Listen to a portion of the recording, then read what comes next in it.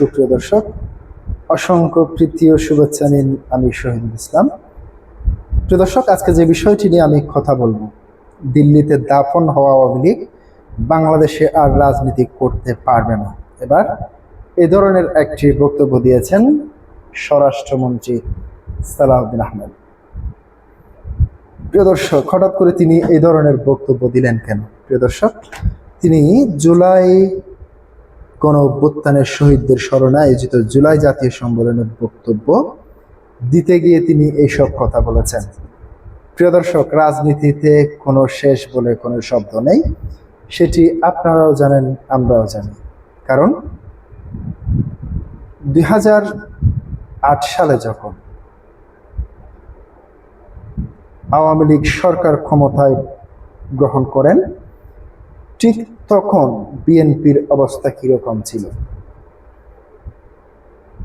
প্রায় 200টিরও বেশি আসন পেয়ে আওয়ামী লীগ যখন ক্ষমতায় যায়, তখন বিএনপির এত ভরাডুবি, কারণ তৎকালীন সময়ে তারেক রহমানের দুর্নীতির আকাশচুম্বিতা এবং তার পাশাপাশি তারেক রহমান সহ তার মন্ত্রী এমপিদের হাওয়া ভবন থেকে শুরু করে বিভিন্ন কর্মকাণ্ড কারণে 2008 সালে যে নির্বাচন অনুষ্ঠিত হয়েছে, সেই নির্বাচনে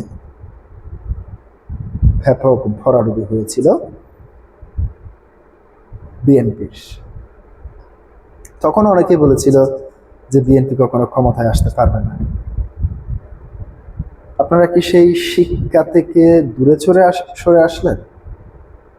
আমার প্রশ্নটি সেখানে। কারণ যে আওয়ামী লীগের দাফন হয়ে গিয়েছে, সেই আওয়ামী লীগের প্রতিষ্ঠা বার্ষিকীতে আপনাদেরকে পুরো শক্তি প্রদর্শন করতে হলো। বিএনপি, যুবদল, ছাত্রদল, জামাত, শিবির, এনসিপি থেকে শুরু করে সবাই তো মাঠে ছিলেন। তার পাশাপাশি সেনাবাহিনী, যে দলের বাংলাদেশে অস্তিত্ব নেই, সে দলকে মোকাবেলা করতে আপনাদেরকে সেনাবাহিনী নামাতে হয়েছে। পুলিশ, বিজিবি থাকা সত্ত্বেও সেনাবাহিনীও নামিয়েছেন আপনারা, কারণ দাফন হওয়া লাশকে পাহারা দেওয়ার জন্য। বিষয়টি খুবই হাস্যকর বিষয়। আপনারা যখন দায়িত্বে থাকেন কিংবা ক্ষমতায় থাকেন, আপনারা নিজেদেরকে মানুষ মনে করেন না। আপনারা চিন্তা করেন যে আমরা আজীবন ক্ষমতায় থাকবো, হয়তো মৃত্যুর আগ পর্যন্ত, কিন্তু সেটি কখনো হয়ে ওঠে না। ক্ষমতা চিরস্থায়ী নয়।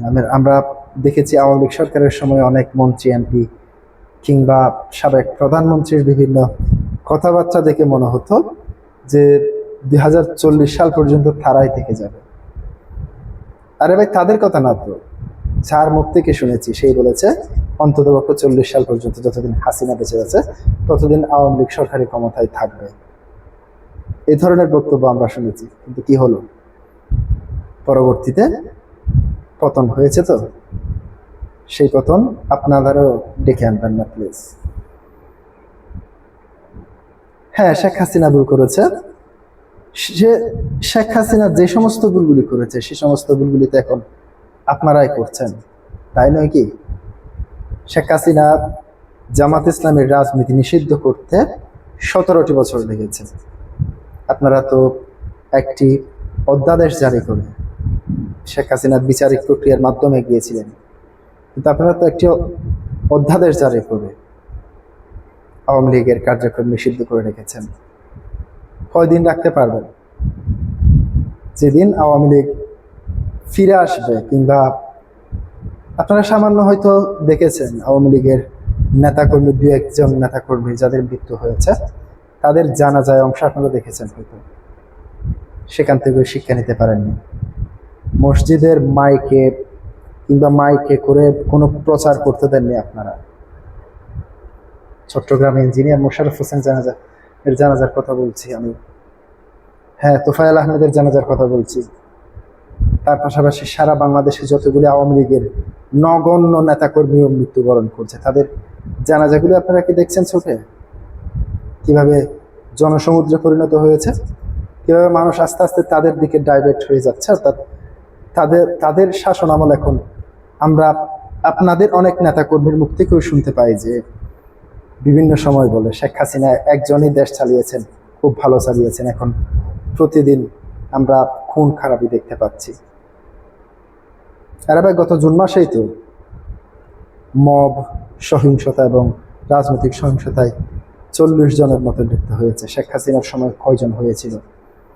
আপনি একই মাসের রিপোর্ট 2008 সালে দেখেন, 9 সালে দেখেন, 10 সালে দেখেন, সেগুলোর সাথে কম্পেয়ার করে দেখেন বর্তমানে কতটুকু আইন শৃঙ্খলা পরিস্থিতি তার অবনতি হয়েছে। তারা শুধু আছেন কিভাবে আপনাদের পুলিশ প্রশাসন আসে, কিভাবে আওয়ামী লীগের ঝটিকা মিছিল বন্ধ করবেন, কিভাবে ছাত্রলীগের ঝটিকা মিছিল বন্ধ করবেন, যুবলীগের মিছিল বন্ধ করবেন, তাদেরকে রাস্তায় দাঁড়াতে দিবেন না। কিন্তু অন্যদিকে এগুলি দমন করতে গিয়ে আপনাদের পুলিশ বাহিনী থেকে শুরু করে সবার যে রুটিন যে ওয়ার্ক, আইন শৃঙ্খলা নিরাপত্তা বাহিনী, সেটি কতটুকু আপনারা পালন করতে পারছেন? আপনি স্বরাষ্ট্রমন্ত্রী, আপনি আপনার যে স্বরাষ্ট্র মন্ত্রণালয়ের কাজের চেয়ে আপনি বেশিরভাগ সময় দেন অন্য মন্ত্রণালয়ে, যার কারণে আপনার আইন শৃঙ্খলা পরিস্থিতি কতটুকু তলা নিতে গিয়েছেন আপনি কি কোনো ভেবে দেখেছেন? আপনি মুখের উপর মুখে কথা বলা যায়। প্রিয় দর্শক, আপনি কি বলেছেন, তিনি কি বলেছেন সেটা আপনাদের সামনে একটু তুলে ধরছি। জুলাই গণঅভ্যুত্থানের ক্ষমতাচ্যুত আওয়ামী লীগ যখন কার্যক্রম নিষিদ্ধ, এই দলটির সভাপতি শেখ হাসিনা ব্যাপক নৃশংসতা চালালেও তাদের কোনো অনুশোচনা নেই বলে মন্তব্য করেছেন স্বরাষ্ট্রমন্ত্রী সালাউদ্দিন আহমেদ। ক্ষমতাশীল বিএনপি স্থায়ী কমিটির এবং সদস্য বলেন, আওয়ামী লীগের রাজনৈতিক পতন হয়েছে, আওয়ামী লীগের রাজনৈতিকভাবে নিপাত হয়েছে, নির্মূল হয়েছে, দাফন হয়ে গেছে দিল্লিতে। সে আওয়ামী লীগ বাংলাদেশে আর কোনোদিন রাজনীতি করতে পারবে না। আজ শনিবার দুপুরে জুলাই গণঅভ্যুত্থানের শহীদ স্মরণে রাজধানীর আগারগাঁও বাংলাদেশ ছিন্নমৈত্রী সম্মেলন কেন্দ্রে জুলাই জাতীয় সম্মেলনে অংশ নিয়ে প্রধান স্বরাষ্ট্রমন্ত্রী একথা বলেন। জুলাই গণঅভ্যুত্থানের দ্বিতীয় বর্ষপূর্তি উপলক্ষে অনুষ্ঠানে আয়োজন করে জুলাই 24 পরিবারের সোসাইটি ও আমরা জুলাই যোদ্ধা।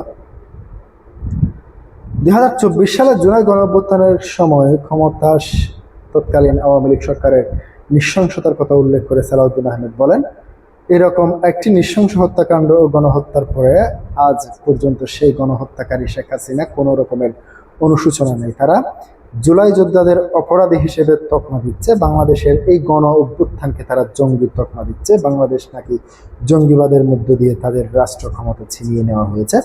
এর চেয়ে লজ্জাজনক আর কিছুই নেই। তাদের মধ্যে অনুশোচনা নেই, দোষ স্বীকারের ইতিহাসও তাদের নেই। তারা উল্টো বিদেশে বসে বাংলাদেশ এখন নাকি গণতান্ত্রিক সরকারের বিরুদ্ধে বিভিন্ন রকম ষড়যন্ত্র করছে। আওয়ামী লীগের রাজনৈতিক পতন হয়েছে, আওয়ামী লীগের রাজনৈতিকভাবে নিপাত হয়েছে, নির্মূল হয়েছে, দাফন হয়ে গেছে দিল্লিতে।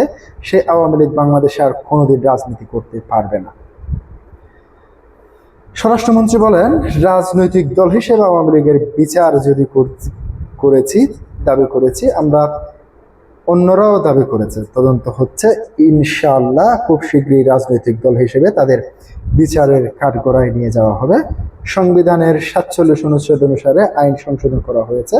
সন্ত্রাস বিরোধী ও আন্তর্জাতিক অপরাধ ট্রাইব্যুনাল আইন রাজনৈতিক দলের সংগঠনের বিচার করা হবে। মানবতা বিরোধী অপরাধে এক মামলায় দোষরদের সভাপতি আহসানুল হকের বিরুদ্ধে সম্প্রতি আন্তর্জাতিক অপরাধ ট্রাইব্যুনাল রায় প্রসঙ্গে স্বরাষ্ট্রমন্ত্রী বলেন, সর্বশেষ আহসানুল হক ইনুর নামে এক সারের দোষরের বিচারের রায় বেরিয়েছে। তাকে কেবল 10 বছরের সাজা দেওয়ার বাদীপক্ষ সন্তুষ্ট নয়, সেটা আপিল করা হবে বলে শুনেছি। তার যাতে সর্বোচ্চ সাজা হয় সেরকম মামলা আরও আছে, সেই মামলাগুলোতে আশা করা যায় সেই বিচার কার্য করা হবে। প্রিয় দর্শক, আজকে পর্যন্তই। আসসালামু আলাইকুম।